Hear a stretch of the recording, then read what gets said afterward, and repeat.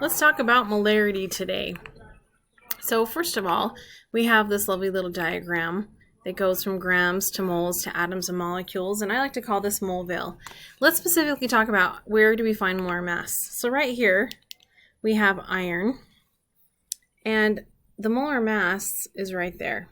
It's 55.845 grams per mole. So it just tells us how many grams of iron we have in 1 mole. And you can look at any element on the periodic table, and that will be, the molar mass will have its own unique amount of grams. Okay, so let's do some calculations. First, let's find the molar mass of H3PO4. This is called phosphoric acid.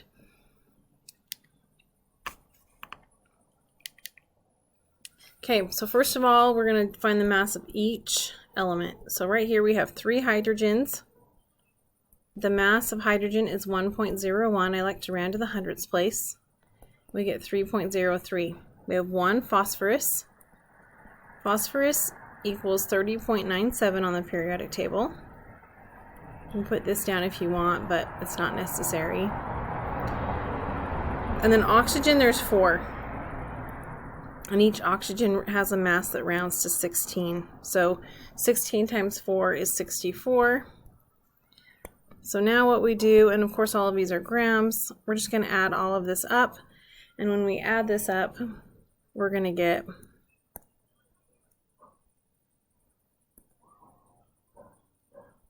98 grams. So the mass of phosphoric acid, 98 grams, is equal to 1 mole of phosphoric acid. And we can use that as a conversion. It's called the molar mass conversion. Okay, I want you to go ahead and pause the video, and I want you to find the molar mass of water, and I want you to find the molar mass of sodium hydroxide, and then I want you to check your answers on the next slide. Okay, so those are your answers. Molar mass of water is 18.08 grams. The molar mass of sodium hydroxide is 40 grams. And again, what are the units for molar mass? You can say grams per mole, or you can just say grams, but remember that if you say grams, you know that's in 1 mole of the substance.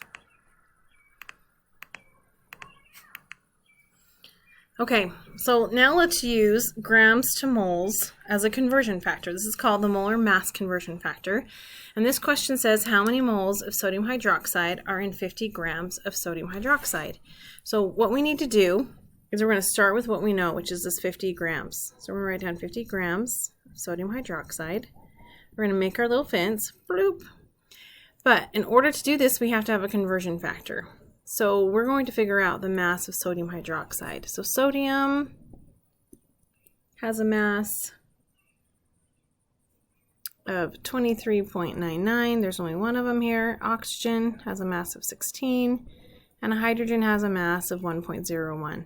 We add those all together, and we're going to get a mass of 40 grams. And 40 grams of sodium hydroxide equals 1 mole. So now we can just plug this in. If we have grams here, we want grams to cancel out, so we're going to put it on the bottom. And how many grams from sodium hydroxide from the periodic table? 40. And that equals 1 mole. And we put that on the top. So then what we're seeing here is that our grams of sodium hydroxide cancel. Remember, anything on the top of this line we multiply, anything on the bottom we divide. So we're going to do 50 times 1 divided by 40, which gives us 1.25 moles. This is like going into your chemical pantry and you have 50 grams of sodium hydroxide, but you want to know how many moles that converts to. This is what you would do to convert from grams to moles. Okay, I want you to do the next problem. Okay, the next problem is how many moles of H3PO4 are in 100 grams of H3O4. So I want you to pause the video, and then when you come back, I will show you how to do it. Okay, welcome back. We are going to first set up what we know, which is 100 grams of H3PO4. We're going to go ahead and put that in a fence. We already did phosphoric acid before in one of our first examples, and we know that 98 grams, when we add up 3 hydrogens, 1 phosphorus, and 4 oxygens, equals 98 grams. We know that 98 grams of phosphoric acid equals 1 mole of phosphoric acid, and this is our molar mass conversion. So now we're just going to plug it in down here. So since grams is on the upper left-hand side, we're going to put the 98 grams down below so we can cancel it when we divide. And then what's equal to that is the 1 mole. Okay, so when we do this, our grams of phosphoric acid cancel. We take 100 times 1, divide it by 98, and in this case we're going to get 1.02 moles of phosphoric acid. And that's what we're left with. Okay, hopefully you remember that from Chem A and from the times we've also used it in Chem B. And the reason why we're doing this is because sometimes we need to do this in molarity. So let's remind ourselves about molarity. We talked about this in our last lesson on solutions. Remember that molarity tells us how many moles of solute, which is the substance that gets dissolved. Okay, so remember solute gets dissolved, are in 1 liter of solution. And remember, solution is made up of solute, so whatever is being dissolved, plus the solvent, so what's doing the dissolving. So for example, if we have salt water, salt is the solute, water is the solvent, and the solution is that combination.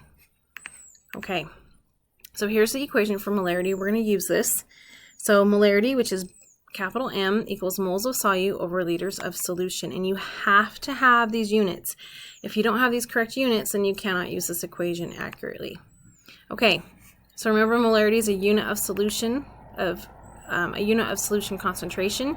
So as a reminder here, 15 molar solution equals 15 moles of solute in 1 liter of solution. So if we have 7 molar solution, that just means that we have 7 moles of solute per 1 liter of solution, just as a reminder.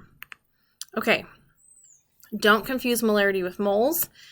This can be a huge problem. So whenever you see the word molarity or molar or capital M, that always means molarity. Okay, so there we go. Remember, capital M is molarity. Moles just means the number of moles. And of course, L stands for liters. Okay, let's do a few problems. So first question, what is the molarity of a solution that has 17 moles and a volume of 1.25 liters? So first of all, let's just kind of underline what we know. We're trying to find molarity, and we have 17 moles, and we have a volume of 1.25 liter. So we have 3 variables. Look down here at your equation, 3 variables.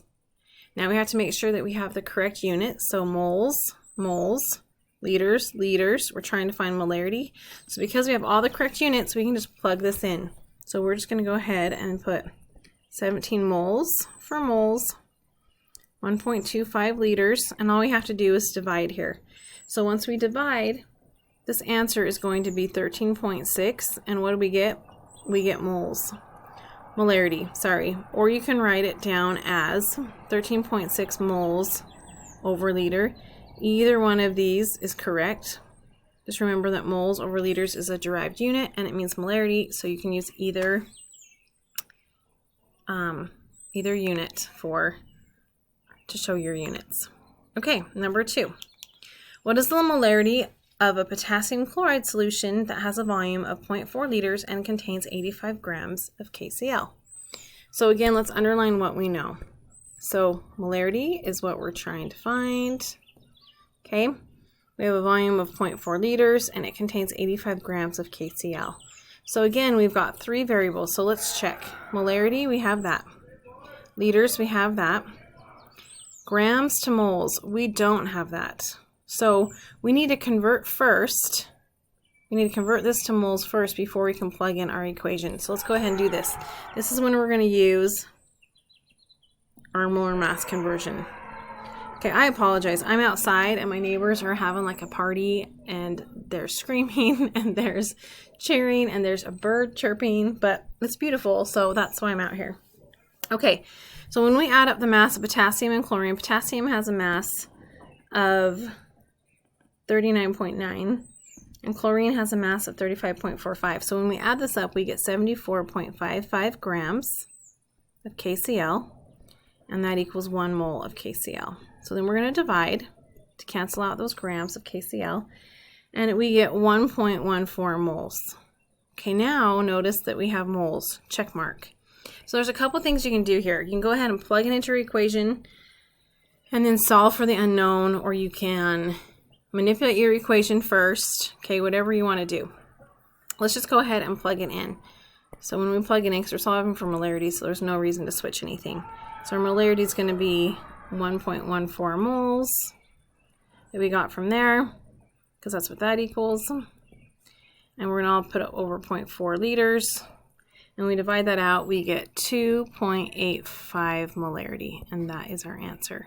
And remember, the nice thing to do with these math questions is that you can, like, let's pretend we're going to solve for liters.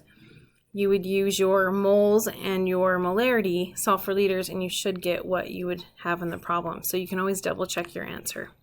Okay, let's do another question. How many moles of KH, here's a question mark, equals moles of our potassium hydroxide, are required to make 0.25 liters of a 6 molar solution of KOH. Okay, again, 3 variables. So let's see what we have. Moles, this is our question mark. Okay, liters, we've got that. Molarity, we've got that. So we have everything in the right units, so now we just have to plug it in. So let's plug it in. So we've got 6 molarity equals, we don't know what our moles are, so we're just going to put that there. And then we have 0.25 liters. Okay, now comes the math part.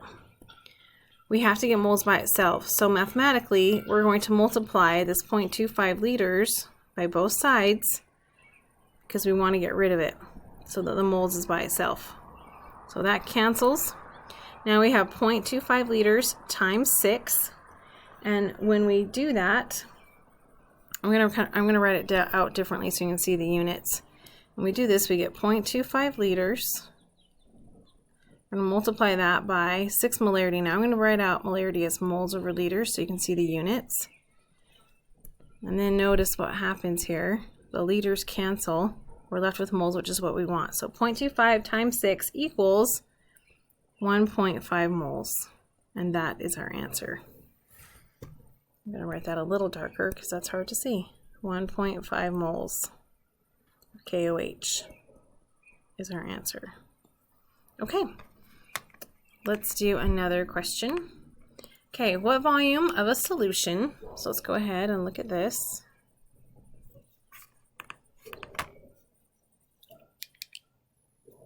Okay, so what volume of a solution, so question mark is volume.